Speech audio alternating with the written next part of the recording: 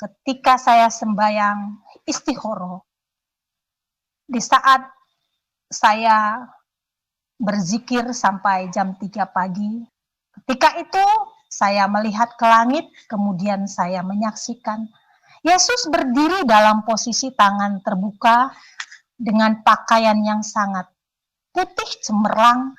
Saya bisa melihat bayangan wajahnya yang bersinar terang, tetapi saat itu saya tersungkur. Saya tersungkur. Dar, dengarkanlah.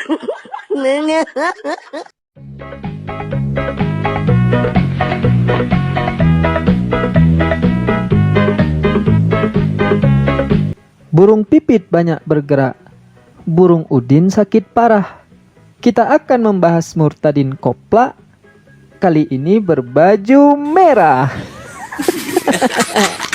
Assalamualaikum warahmatullahi wabarakatuh, sahabat Bamtri semuanya. Jumpa lagi kita ya, alhamdulillah. Alhamdulillahirabbil alamin, segala puji bagi Allah, Tuhan semesta alam. Tiada Tuhan selain Allah. Allah lah satu-satunya Tuhan, Tuhan yang tiada duanya, duanya saja tidak ada, apalagi tiga. Salawat serta salam semoga tetap tercurahkan buat junjungan kita Nabi Muhammad sallallahu alaihi wasallam.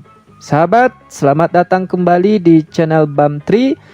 Selamat pagi, selamat siang, selamat sore, selamat malam, dan selamatkan diri Anda dari orang-orang yang mendengar suara Tuhan. Jadi sahabat, kali ini kita akan dihibur kembali oleh narakopla yang diproduksi Encop Papincopi. Dar, dengarkanlah. Kasihan saya sama si Jepang.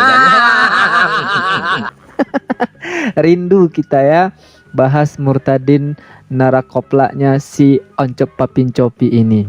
Saya ingatkan kembali bahwa acara ini, video ini disponsori oleh Salom Pak. Salam. Salam Pak, salam Pak, salam Pak. Dan sama seperti biasa, ceritanya itu pasti diawali dengan embel-embel dia berlatar belakang Islam, belum sah kesaksian narakopla kalau belum mengaku dari Islam. Setelah itu dibumbui juga dengan muslimah yang taat, rajin sholat, rajin mengaji, puasa, dan lain sebagainya. Dari awal mula saya dari latar belakang keluarga yang semuanya muslim. Kami tidak ada satupun dari keluarga kami yang beragama Kristen. Saya lahir di sebuah tempat yang berada di suatu daerah di Sumatera Selatan. Saya berada di lingkungan pesantren. Saya dibesarkan dari lingkungan keluarga pesantren. Di usia saya yang masih kecil, saya harus bangun pagi-pagi jam 5 subuh, wajib bangun. Kemudian sholat subuh. Dan dari kecil saya diajarkan wajib puasa, wajib sholat 5 waktu, wajib melaksanakan puasa, kemudian sembahyang 5 waktu, kemudian harus ngaji. Mengaji itu harus, karena kakak saya ini adalah guru mengaji di rumah.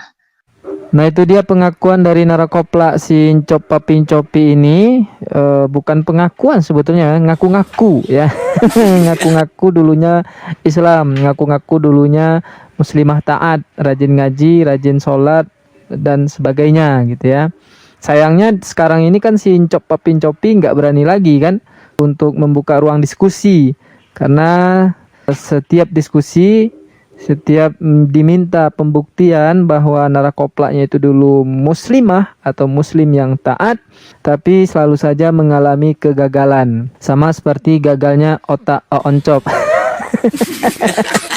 Tapi bukan narakopla si Oncop namanya kalau tidak terpleset ya. Karena memang nipu itu nggak mudah sahabat. Nah, berikut terplesetnya lidah narakopla Oncop. Saya terdiri dari 2 bersaudara. Saya anak yang keempat, anak bungsu. Saya terdiri dari 2 bersaudara. Saya anak yang keempat, anak bungsu. Katanya 2 bersaudara tapi dia anak keempat atau anak bungsu. Kan kopla namanya itu. Nah, itu makanya setiap kesaksian dan pengakuan atau ngaku-ngakunya si narkopla Oncop ini perlu dipertanyakan. Entah normal, entah enggak, tuh kan. Perlu dipertanyakan itu. Iya, perlu dipertanyakan sahabat. Kalau tidak dipertanyakan maka mereka enak saja nipu orang gitu ya. Mantan muslimah katanya. Ngitung saudaranya aja masih salah dia kan. Apalagi disuruh ngaji, baca Quran atau bacaan sholat dan sebagainya. Oncop.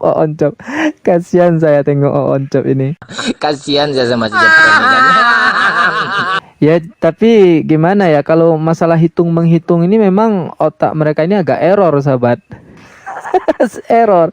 Iya, memang error. Jadi kita maklumi saja kalau dia salah menghitung jumlah saudaranya ya. 4 dihitung 2 atau 2 dihitung 4. Karena Tuhannya pun dihitung 1 tambah 1 tambah 1 sama dengan 1 kan. Tapi dia tetap juga ketawa kan. Gimana itu Jopter? Jadi nipu itu butuh skill juga ya sahabat semuanya. Nggak mudah untuk nipu itu. Tapi ketika mereka ini menceritakan mimpi mereka atau berhalusinasi, itu lancar jaya. Tanpa hambatan ya. Lancar jaya tanpa hambatan. Berikut buktinya. Ketika saya sembahyang istihoro, di saat saya berzikir sampai jam 3 pagi, saya seperti terlelap sejenak, tapi saya melihat dengan nyata. Waktu saya tertidur, saya seperti mimpi tapi tidak mimpi. Nyata. Di alam supranatural, bahwa saya dibawa 2 orang laki-laki yang berpakaian berjubah putih. 2 orang laki-laki ini sangat dari segi manusiawi sangat ganteng. Saya dibawa keluar rumah. Di pintu rumah saya disuruh melihat ke langit. Bapak, Ibu, saudara-saudaraku, apa yang saya saksikan saat itu di luar dugaan saya. Saya melihat ke langit, kemudian saya menyaksikan Yesus berdiri dalam posisi tangan terbuka dengan pakaian yang sangat putih cemerlang. Saya bisa melihat bayangan wajahnya yang bersinar terang, tetapi saat itu saya tersungkur. Saya tersungkur. Hider, hengalkanlah. Saya tersungkur, dan pada saat saya tersungkur seperti itu, saya melihat, tetapi saya tidak sanggup melihat cahaya kemuliaan itu. Kemudian ada suara yang saya dengar. Anakku yang kukasihi, aku ingin membawamu ke surga. Saya ketika itu menjawab, Tuhan, saya belum siap. Lam malam kudus, nyi sunyi senyap. Lam malam kudus, nyi sunyi senyap. Inilah umat Paulus, ke surga belum siap. Aduh, ten ya. Yang pertama, adakah yang percaya bahwa dia ini bermimpi atau secara nyata melihat Tuhan dan mendengar suara Tuhan? Kalau ada, maka Anda lebih oten dari yang oten. Karena di dalam kitab Anda, Tuhan itu tidak bisa dilihat, suaranya pun tidak bisa didengar. Dan Anda percaya ini, berarti Anda lebih oten daripada yang oten. Kedua, adakah yang percaya bahwa ketika orang itu diajak ke surga atau melihat surga, jawabannya, saya belum siap. Entah normal, entah enggak, tuh kan. Perlu dipertanyakan itu. Jadi kalau Anda sudah mau diajak ke surga, jawabannya harus siap. Ngapain Anda di dunia? Oten ya. Ngapain Anda di dunia kalau udah memang udah dijamin ke surga? Ngapain Anda hidup di dunia ini lagi? Enak di surga lagi kan, bebas mau ngapain. Aduh, ten. Ya, tapi nggak apa-apa lah ya. Ini hiburan buat kita semua.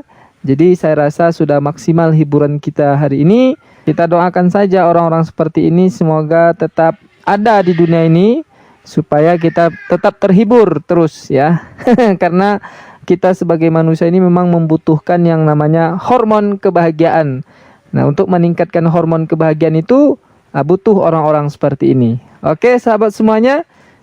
Demikian video yang belum siap ke surga ini. Sampai jumpa di video yang belum siap ke surga berikutnya. Assalamualaikum warahmatullahi wabarakatuh. Tetapi saat itu saya tersungkur. Saya tersungkur. Hider, dengarkanlah.